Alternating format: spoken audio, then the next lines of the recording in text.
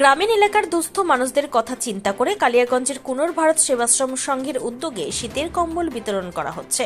শীতের মধ্যে গ্রামীণ এলাকার দুস্থ মানুষদের সমস্যার মধ্যে পড়তে হয়, তাদের কথা চিন্তা করে কালিয়াগঞ্জের কুনোর ভারত সেবাশ্রম সংঘের স্বামীজি জ্যোতির্ময়ানন্দ মহারাজের উদ্যোগে কালিয়াগঞ্জ ও হেমতাবাদ ব্লকের বিভিন্ন এলাকায় গিয়ে ক্যাম্প করে শীতের কম্বল বিতরণ করা হচ্ছে। মঙ্গলবার কালিয়াগঞ্জ ব্লকের মুস্তাফানগর অঞ্চলের হাটপাড়া পূর্ব দুর্গা মালিটলা এলাকায় শীতের কম্বল বিতরণ করা হয়। স্বামীজি জ্যোতির্ময়ানন্দ মহারাজ বলেন, ভারত সেবাশ্রম সংঘ সারা বছর বিভিন্ন সামাজিক কাজের সাথে যুক্ত থাকে।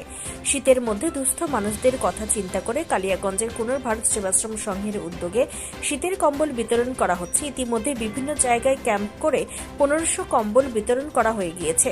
আগামীতে আরও কম্বল বিতরণ করা হবে। ভারত সেবাশ্রম সংঘ সারা বছরই মানুষের সেবায় মানুষের পাশে থাকে। তো শীত পড়েছে, আমরা চেষ্টা করছি আমাদের কালিয়াগঞ্জ ব্লকের বিভিন্ন অঞ্চলে এবং হেমতাবাদ অঞ্চলে কিছু এরিয়া আমরা কভার করব। প্রায় 2000 নরনারীকে আমরা এরকম শীতবস্ত্র তুলে দেবো।